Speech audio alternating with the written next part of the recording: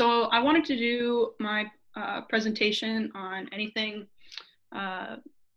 immunology related and connect it to this class. So I found a paper on cytotoxic T cells and how they use mechanical force in their specific function, which is pretty much just directly killing targeted infected cells. Oh no, does it not let me? Okay, no, sorry. Okay, you're great. You're great. Bad with technology, everyone. Okay. I just wanted to briefly talk about myself too, just to personalize it, I guess. I am from Michigan. I'm from Marysville, Michigan. If anyone, can people see my mouse? I was hoping that would be like a laser pointer. Okay. It's a small town north of here. It's pretty great. How far north?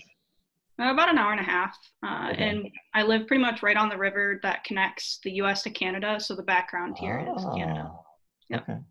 Cool. My main extracurricular activity outside of the university is ultimate frisbee. I'm on the women's ultimate frisbee team here. And so most of my pictures, these three right here, all of my team, this is me biffing it. And I thought it was funny to share. Didn't catch the disc, so we did, like the day after classes got canceled, host like a mini graduation ceremony for all of our seniors because our season pretty much ended, which was very unfortunate because usually nationals are in May. So with COVID-19, our season was unfortunately ended, but I did have a cute like pot roast dinner down here. So that was one highlight of the day, I guess, in the past couple weeks. I'm gonna have a lot of trouble, I think, moving the slides in presenter view. Yeah, can you take it out of presenter view, or do you need it in presenter view? I just thought it would be easier for people to see. Yeah, you could just have it in like mirrored slide view though. Does that make sense? Or yeah, you can make it smaller too. It doesn't need to be full screen. You know, we can, if that'll make it easier for you. Oh no, that's not gonna work great. Oh God.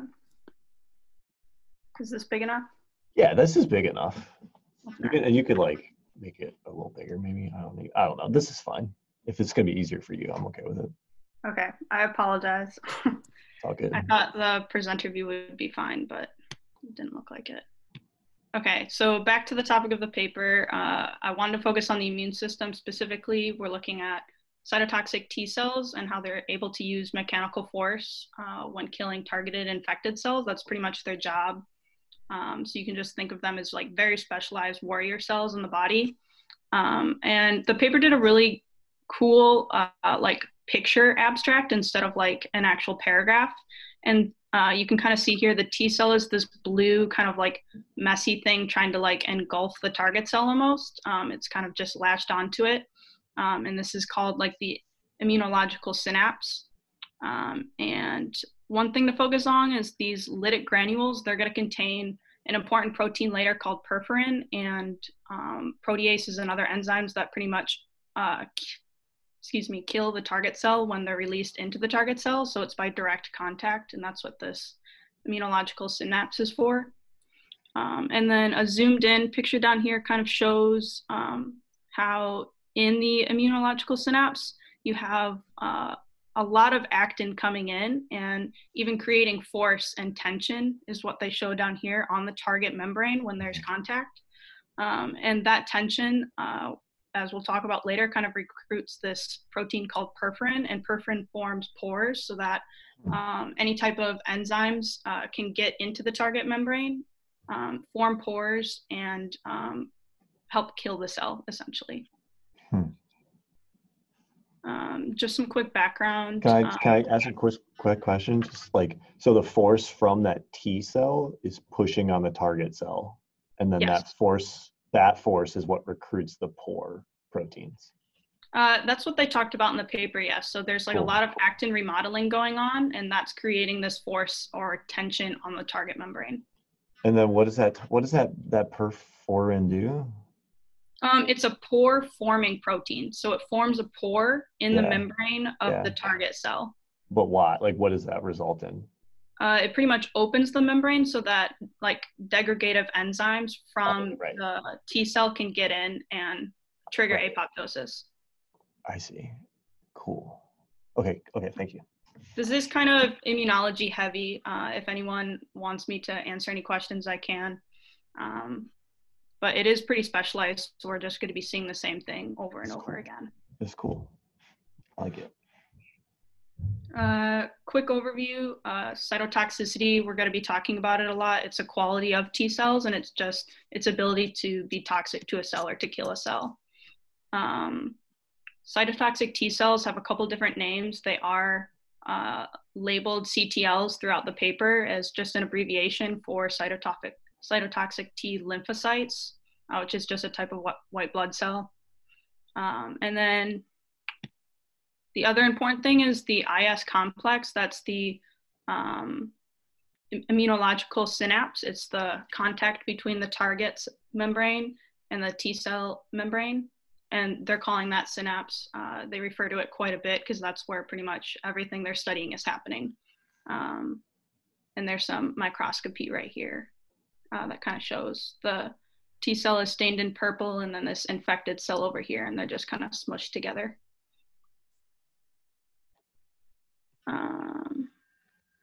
And then just why do we care? I thought it kind of does have to do with COVID-19. I know that's like something we're all talking about and thinking about, and maybe we don't want to talk about it even more, or maybe for some of you it is cool to talk about the science of it. I personally find the research really cool and the applications pretty interesting. But essentially, I was just thinking that this information and being able to understand how cytotoxic T cells work and how to be able to like induce their cytotoxicity, how to heighten their response. That's huge for any type of bacterial or viral infection, including COVID-19. Another big thing that they're involved in is any type of immunotherapy in cancer. So that's a pretty hot topic in cancer research as well.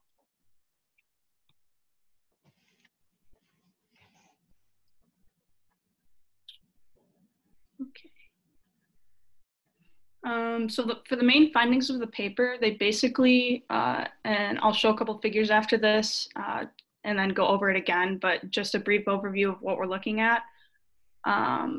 They found that increasing the cell tension or the cell membrane tension of the target cell by all of that actin remodeling in the cytotoxic T cell, it augmented pore formation of that protein called perforin. And by increasing the pore forming, like increasing the amount of pores in the cell actually helped increase killing by the CTLs or the cytotoxic T cells. So it increased cytotoxicity as well. And this kind of just reiterates it again that higher membrane tension was associated with more perforin pore formation. And that a lot of times, again, the cytotoxicity of the T cell was also found to correlate with like how much mechanical force was exerted onto the targeted cell membrane. And then lastly, they were able to actually find through some like really confusing experiments that I probably can't explain very well, that the cytotoxic T cells were actually able to coordinate their force exertion and the perforin release in space and time. So they were associated both in the same place and the same time on the cell. Another thing to note is that in terms of the space, they were very particular in like where the force was exerted. It wasn't on the entire, like a large portion of the membrane. There were like very few spots that there were like high intensified forces being exerted on the target membrane.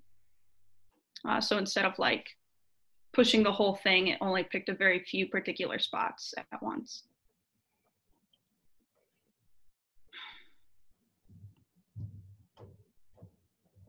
This was their basic setup for most of the experiments that they did, where they had a T cell and they attached it to some molecule, is what PDMS stands for, but basically it's coated on these like pillars.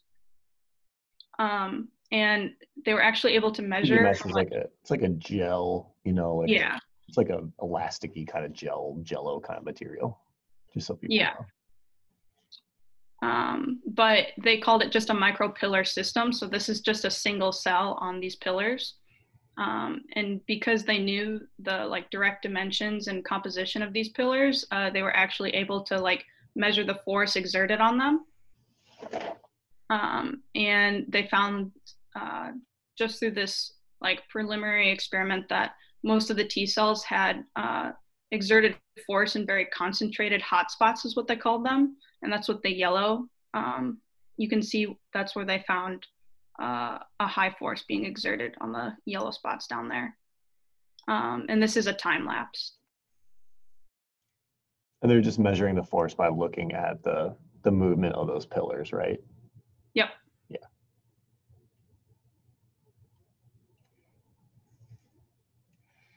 Because they can know the like mechanical properties, how much force it takes to bend the pillar, like that much or whatever. Cool. And then later on, they started talking about blebistatin, which we talked about in class a lot, which I thought was pretty interesting. And they were looking specifically at myosin because they knew that there was going to be a lot of actin remodeling involved in this IS complex that was forming between the target cell and the cytotoxic T cell. And they knew that if all of that actin remodeling was going on, that myosin was also involved. And they basically treated the T cells with blebistatin or this control that pretty much didn't have an effect. And they saw that there was like this substantial decrease in the amount of force that the CTLs were able to exert on that micropillar system just by inhibiting myosin, which was kind of what they expected if the actin filaments and its remodeling was what was generating the force. And then in H, they also did a knockdown of myosin with a type of RNA interference, which is just SH for the myosin heavy chain. And by knocking down myosin, this is a measure of cytotoxicity or how much lysis there was. And when they knocked down myosin, there was what they said a subtle but consistent decrease in cytotoxicity. Did they have any changes in like the migration capabilities of the cells? Like were the cells just not able to get to the target cells? And so that's why there might be less like how are they doing the experiments to control kind of for that? For that one, yeah. I'm pretty sure. Like were they plating them on like a lawn of cells? Like putting the T cells down and so then they would just eat. Do you get what I'm asking? Because like yeah, I do. I'm asking them to like separate out because myosin does a lot of different things. So how do they know it's specifically affecting this pathway and not something else? I don't. If you don't know, it's okay. We don't have to dig in there. Yeah, I actually don't know. I'm sure I could figure it out if I looked at. I'm sure you could too, Madison. The paper. But at the moment, I'm not super familiar with what exactly they did because it wasn't the micropillar system for this because they were actually trying to kill certain cells. Yeah, it's just like anytime you have, you know, a drug where it affects lots of, you know, because this can affect motility and proliferation and cytotoxicity, endocytosis, you know, it can affect everything. Mm-hmm. So, yeah, it's always interesting to see how they kind of control for that. And, you know, are they plating these cells immediately and then just doing the drug to like see how many cells die in like 5 minutes? Or I don't know what it is. Cool, but if you don't know, that's a great way to respond to the question with simply, I don't know. Okay. And then just some takeaways that they took from figure 3 was that one, myosin has to do with or has an important role in the IS mechanics in both that it exerts force and that it plays a pretty important role in cytotoxicity for T cells.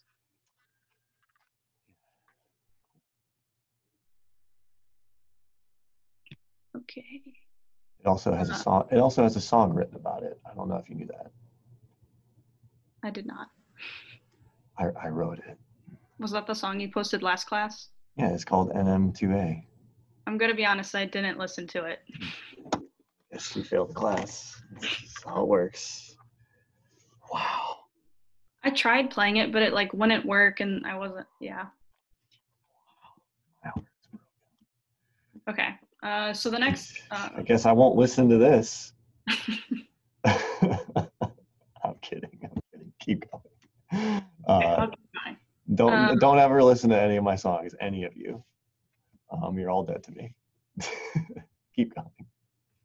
Okay, so for the next figure I wanted to show people was figure 5. And this is a different experimental setup where they used polyacrylate hydrogels, which I'm not super familiar with, but basically they were able to vary their stiffness. It's similar, yeah. It's just like another gel system, like Jello. And so you can think of like the stiff hydrogels as enforcing like a high tension state, while the soft hydrogels had like the opposite effect, or a soft tension state. And so they have these cells on a gel of 50 kPa or 12 kPa, so a high tension state or a low tension state. And they directly added the protein perforin. And perforin turns this other molecule that they had in the cells red. So it's just an indicator that these cells were incorporating the perforin into them. Yeah. And this is cool. And this reminds me a lot of PAs though. So when you showed me that first picture, I was thinking that like the force from that T cell, I didn't, so it doesn't even need the T cell. You can just have it on the force and then add in the protein and it forms the pores, right? Yeah, they directly treated the cells with the purified protein. And yeah, they're just adding the perforin to the media. Yeah. Yeah, that's cool. So the T cells kind of just release. So they like release this. Sorry, I don't want to like steal your like. Well, no, you're good. I'm into this. They like touch all over these cells, and as they're touching on them, stretching them out, they're releasing these porphyrins. They're like stretching out their skin, and right there where the skin stretch out is where these holes rip in, and then those cells die. That is cool. Cool. Now I fully understand it. Thank you. But yeah, you can see pretty clearly that there's like much more perforin incorporated into the stiffer hydrogel than in the less stiff. There's still incorporation, but the fact that there's a much higher level in the stiffer hydrogel was the main thing they wanted us to see. And so they said that increased cell tension potentiates perforin activity. Do we know much about the structure of perforin? Is there a crystal structure for it or anything that you saw? No, it's a pretty well-known protein that they don't really explain. It's pretty widely known in any type of, I guess, immunology or like T cell related thing, because it's like the main mechanism of how a T cell or a cytotoxic T cell kills. And basically there's like, I think 9 of them that form a ring, and that's like the pore. So it incorporates itself into the target membrane. Cool. Thank you. That was great. Yeah.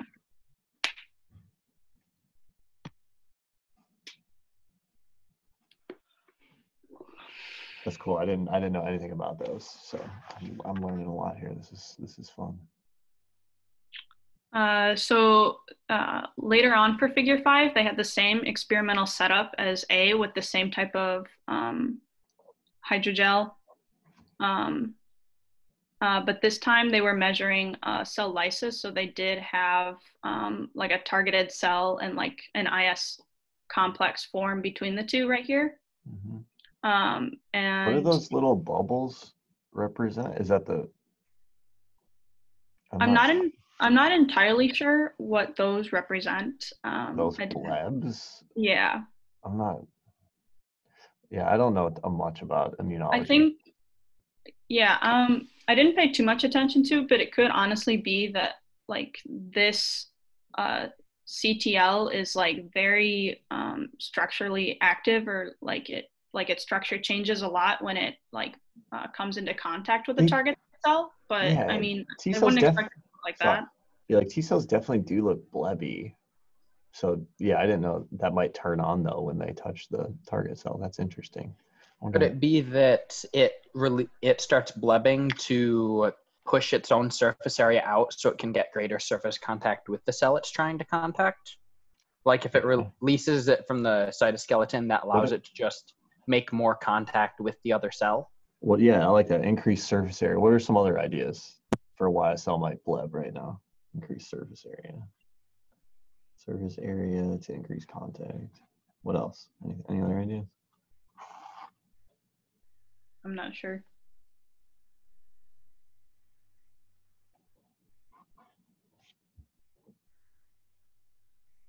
Cool. Keep cruising. Yeah, like because I've seen videos of T cells and they do look blebby like that, and I don't really understand why. But Oh, I'm sorry. I think I misinterpreted this. This is the target cell, and okay. this is the T cell. Yeah. Okay, so this is the target. So are these poor? What are these supposed to represent? I'm assuming that this cell is undergoing lysis, and that's why it's blebbing, and Yeah, LDH is the indicator that there's cell lysis going on. Okay. Yeah, that makes much sense. That makes sense. So it's killing that cell, and that's yeah, we're seeing it like apoptose. Okay. Yes. But the important thing here was that they were measuring cell lysis now with this hydrogel substrate, and this LDH is what they were indicating, or how they were measuring cell lysis is if this was being excreted out of the cell. Yep. Okay. And they tested it on the same matrices or the same tension states of 50 and 12, and you can see that over time the 50 has a much higher percent of cell lysis. I like that. So in the last figure or the last experiment, they looked at stuff going into the cell, and now they're looking at stuff going out of the cell. Yeah. Look at it both ways like that. Yeah, this figure could use a little better labeling. It would have solved our confusion if they labeled those cells for us. Yeah, I probably should have just had the caption underneath. It looks like I only added E's instead of D and E. Well, we can blame them instead of you, Madison, okay. Because they're not here, so. Yeah, so in the last one, we found that cell tension mediates perforin pore formation or incorporation into the target cells, but here we're seeing CTL mediated killing. Yeah. You're over on time by 3 minutes, by the way. Okay. Or no, by 1 minute. Those are the main figures I wanted to present. I can go back to impact and future direction and then let's do that. Hit up my model. Okay. Yeah, let's do that. Those are the main ones I wanted to get. Cool. We got the coolness of the paper for sure. I'm into it. Okay. So impact and future direction, I liked one of the quotes that they had, which pretty well summed it up, was that these results reveal like an unappreciated physical dimension to lymphocyte function, which I think also has to do with the class in the sense that I don't think many of us had an appreciation for like the physical dimension of cells and how they work. Just because, I don't know, in class we're really only taught about their chemical nature, and in this class it was really all about their physical nature. And then the other thing that I was kind of excited about this was, okay, so how do we induce a heightened cytotoxic T cell response? And that's like way down the road, but I thought that was like a cool implication that you may be able to heighten a T cell's response to an infected cell by using more mechanical force in some way. I'm not sure how you would do that, but I thought it was a cool concept. Being able to program our immune system in a way. Yeah, definitely. Yeah. That is an interesting idea. Like kind of upping the actin cytoskeleton, overactivating it, maybe overexpressing a GEF or something, like genetically in your T cells to make them more lethal. That's a cool idea. Okay, let's look at this model here.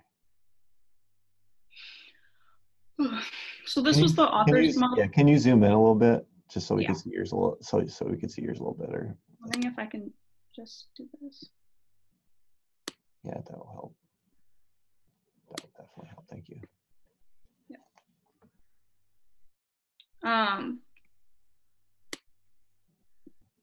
So this was the author's picture that they gave at the beginning of the article. I did like it, but I did think that it wasn't really clear like where the force was being directed in this model. I thought the membrane being kind of curved was kind of confusing as well. I was kind of confused like where exactly the perforin was being favored in terms of where the force was being directed.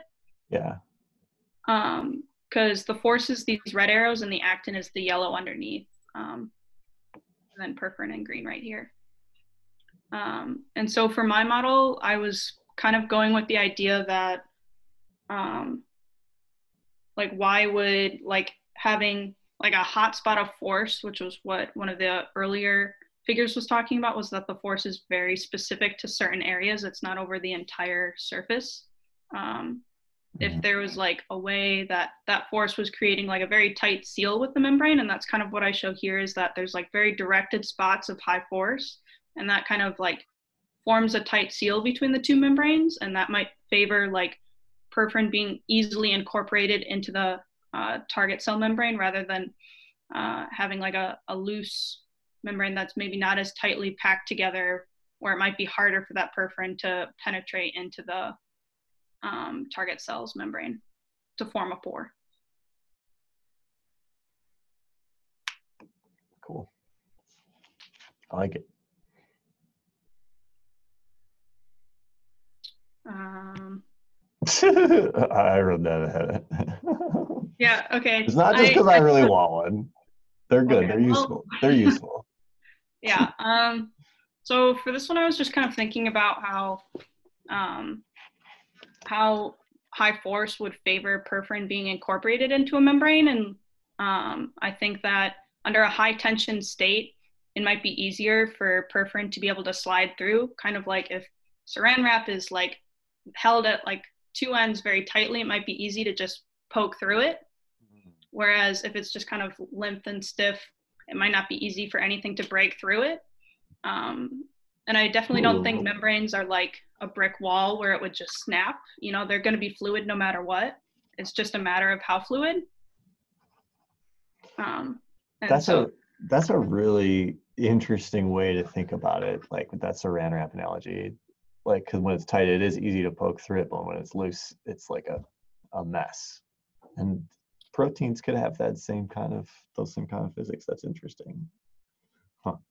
I'm sure there's much more of like a chemical signaling pathway that might favor perforin's release, but maybe of course the physical state of the membrane. Well, it seems like the perforin's release isn't really the important part, because if they just add in perforin, you know, to the cells on different stiffnesses, that's enough right there. So the perforin itself prefers the pulled saran wrap. Yeah, that's just like our fingers do. Okay, that's cool. Thank you for that analogy. I really wanted one, and you provided. Thank you. Yeah. Okay, I think I'm super over time, but that's finally the end of it. You went first though, so you get a break. Okay. Because 12 minutes is not very long. Okay, so what is our activity? Okay, so for the discussion, I honestly just wanted to try and pair off into groups if that's possible. I don't know if we can easily pair off into groups or if we would just have to talk. I think I can. No, I can do that. Let me see. I can do that into groups. Let me see. Participants. What's 18 divided by 2? 9? Yeah. Okay. Automatically. Okay, I can do that. I just thought of this though, is that no one will probably be able to see my screen if they leave the room. Just tell us what you want us to do. Okay. If everyone could just take the time to read this. It was at the very end of the paper, and I guess the reason I chose it is because I just think it's super cool. So I wanted to talk about it a little bit more. Cool. If people want to read it to themselves, and if they have any questions, they can ask me. I hope people will be able to understand it. I know I've been putting a lot of immunology and cancer related stuff on people. I think you can send it in the chat too if you want. Okay. Yeah, you can just, yeah. Can you select that text or no?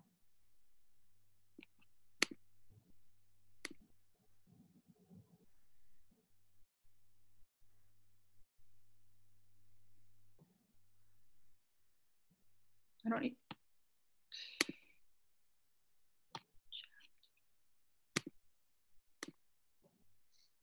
Okay, so can I just talk this out with you, because I have a hard time like reading things quickly and understanding them. So it's saying like, so kind of explain what they're saying. So they're saying that like cells, cancer cells have different stiffnesses and tumors have different stiffnesses. So what are they saying here? So they're basically saying that most tumor cells exist in a clump, and that clump is usually stiffer than normal. And you'd think that if the target cells are naturally stiffer, that would favor like a highly cytotoxic T cell response. Yeah. But in certain circumstances, when a cancer cell is isolated, especially when maybe it's making its way into the bloodstream and about to spread. Yeah, those kind of cells can be very dangerous, and those cells, the isolated ones, are actually softer than normal. Yeah, they get softer. Yeah. So then they can avoid detection. They're like stealth bombers. Yeah, and so that's what it's saying at the end, is that the fact that they're softer could like enable them to resist any type of cytotoxic T cell. Yeah. And I thought that was really interesting. That is really interesting. Okay, so now, does anybody have any questions in regards to that? Okay, so now what would you like us to kind of discuss? I just first wanted people to just kind of generally talk through it first, just so that everyone was on the same page. I can also post these in the chat. Cool, yeah. And then I just wanted to know everyone's thoughts on like engineering CTLs to maybe be able to detect either softer target membranes, or if there was any type of way you could think of selectively increasing the stiffness of cancer cells so that they retain their stiffness even if they become isolated. Okay. Because they all start in a clump, and if they're able to retain that stiffness so that they don't spread, or that if they did spread, a cytotoxic T cell could kill it. I don't know. I just wanted to know if there was anyone's thoughts on this, because I think it's pretty cool science. Yeah, let's break them off into two sets. Let's have one talk about either, maintaining the stiffness in the cancer cells, and then let's have some talk about, how could the T cells find the softer cells? We have those two options. Yeah. And we'll do even groups, do maintain stiffness of the cancer cells, odd groups, talk about how could T cells detect softer cells. Okay, and now I'll sound the groups, and then I'll say that again. So groups, odd groups talk about cancer cells maintaining their stiffness. Odd groups talk about T cells finding the softer cells. Okay, all rooms should be open.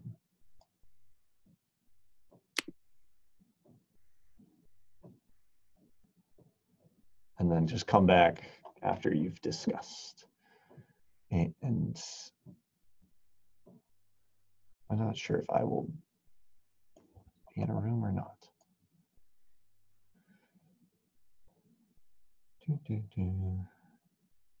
Some of us are not here.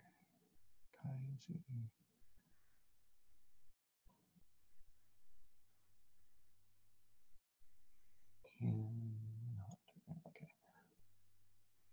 I'm gonna move. I'll just join Aaron's room. Oh, okay, Hunter joined. Okay, cool. Everybody's going. Yay! Yay!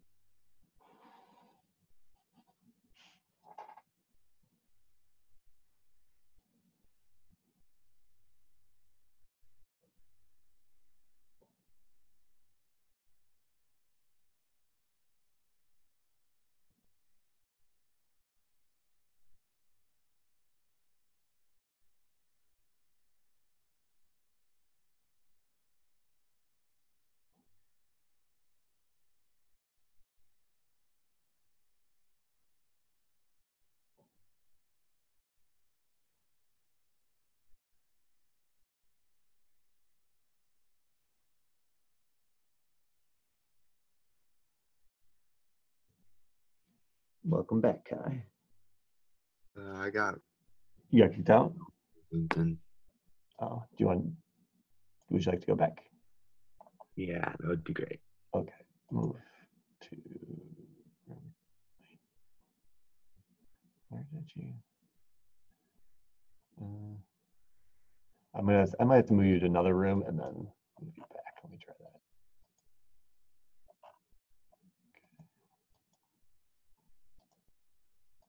that. Okay, see if you can join back in there now.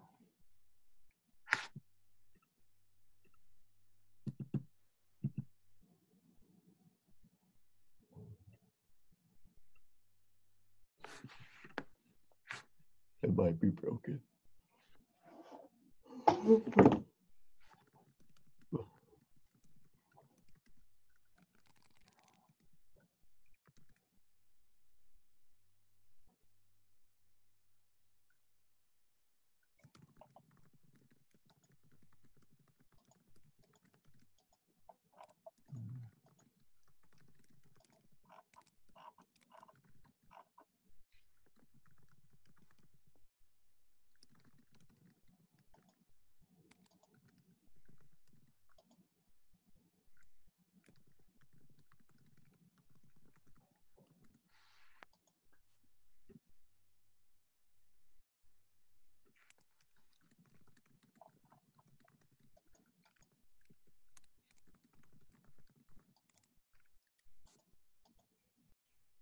Oops, we lost Kai. He's in the main room, and then I accidentally joined this room. So you can just come back to that main room.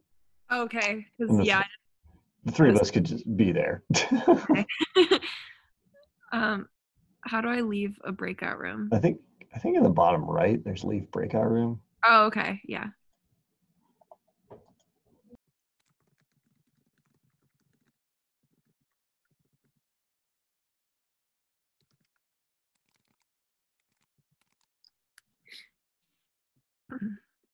Okay, so I think this was originally finding softer cells, detecting softer cells. Is that what we're supposed to talk about? I think. No.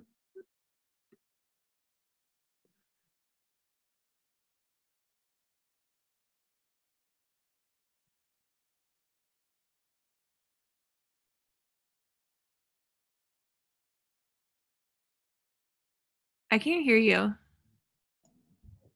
Sorry, I was muted. I'm just gonna end the breakout discussions, and you just get a pass on this one. I don't know. We lost Kai. Okay, yeah, I was trying to talk to him, and I was like, hi, and nothing was happening, and I was like, ah. Yeah, he came back and he was like, sorry, I got kicked out of that room, and I tried to put him back in the other room, and then I don't know what happened.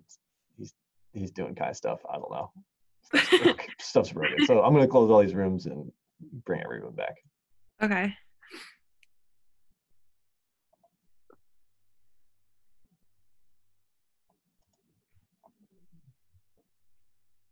Oh shit, I'm sorry, I forgot to do the hangout space at the top we kind of did it as a class, but so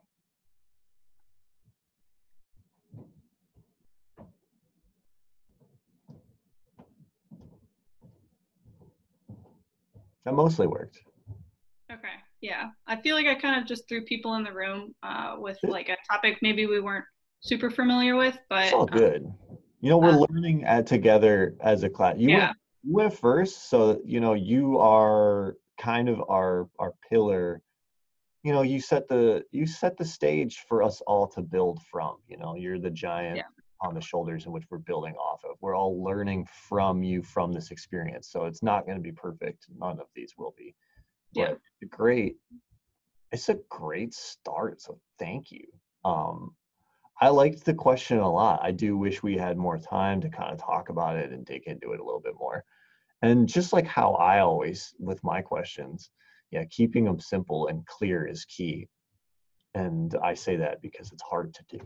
So very good. So you run the thing. You run the show here. Okay. Run the discussion. So my partner and I kind of talked about how one, like, potential research avenue or like big idea was like, well, if you have a tumor and like they're all consisting together in like this stiff state, if you were able to like maintain that state, even if one were to be isolated, that could heighten T cells response, or it would prevent it from being or becoming resistant to the T cell, and like having it prevented from getting into the bloodstream and spreading would be huge implications in research. Mm-hmm.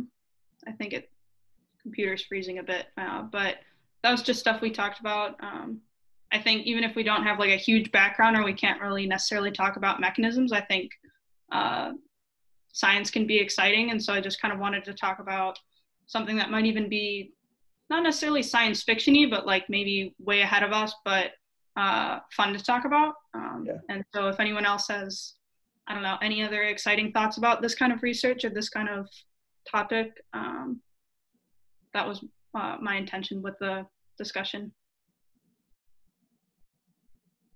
Hunter and I had an idea that may or may not be viable, but we were thinking, so if there's basically two selection criteria for these CTLs to attack something, it works much better at high stiffness, and then it has to have some sort of signal to get it to attack, like expressing something on the surface that it wouldn't normally, that tells the CTL that this is a good thing to attack. Yep. Well, this would very clearly have some pretty large side effects, but we were thinking if you just increase the stiffness of the ECM across some large swath of the body that the tumor cells are expected to be in, then that would theoretically allow the CTLs to recognize the cancerous cells more easily. The question is whether that's going to have more side effects than can be borne. The real thought behind that is our current strategy is basically nuke the body with radiation anyway, so. This is true, yeah, that's really cool. So not sure if that's viable or not, and I personally have no idea whether increasing the stiffness of a large part of the body indiscriminately like that would be dangerous in any way, but. Yeah, I think another thing is too, obviously like a lot of this is all theoretical, but that's kind of what makes it fun. But just because a T cell or a cytotoxic T cell is able to recognize and it favors killing the cancer cell doesn't necessarily mean that that cancer still isn't going to spread, or that it won't be immune, or it wouldn't be resistant to the cytotoxic T cell. But it definitely would improve our chances, I think, in a lot of cases. If, whatever is going on, we were able to make sure that our immune system was working at full speed and full potential. So I think that's really cool. Did anyone else have any fun ideas like that? If not, that's fine. I just thought it was a cool topic to talk about, low pressure.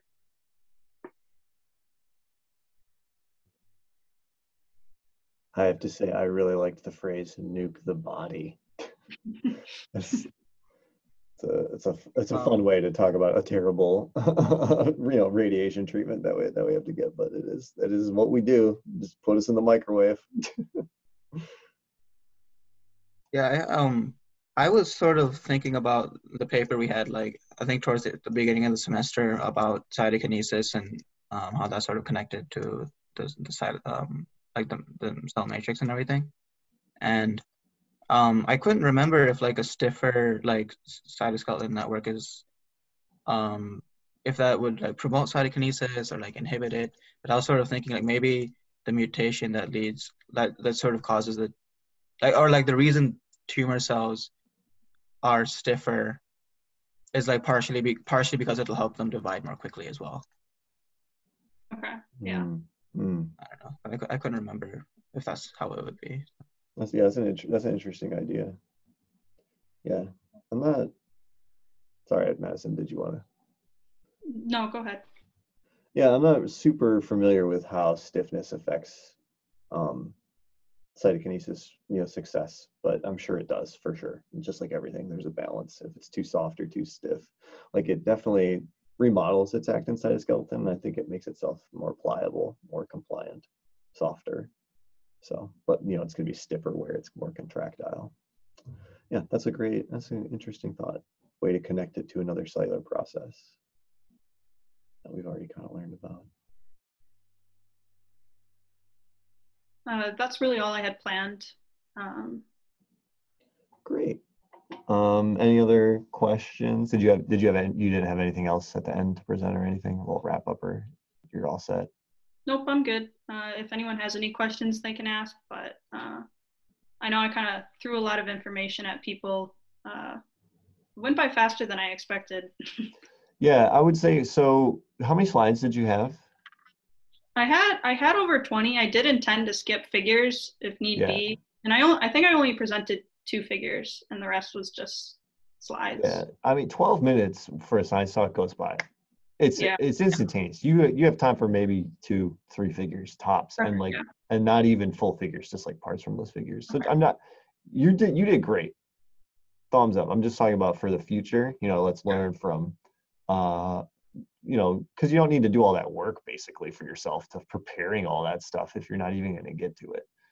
It's really fast because you need to do the intro, and then you got to get into the data, and then we have to exit and set up for the discussion, and we have to have time for questions in there. So you basically have 5 minutes to talk at tops, and then the rest is just going to happen. It's kind of how you got to treat them. But you did great. So we finished, it's 2:11. We started at 1:24, so that's 47 minutes. You get 20, so you almost took 3 people's worth of time. Great, nicely done. Really, really great job. Okay, that was class. Thank you all for staying. I know this was supposed to be a short class, but it ended up being longer just because of, we gotta clap. Everyone clap. Everyone clap for Madison. Fake claps and reaction claps. Madison, you clap for yourself. You clap for yourself. Clap for yourself.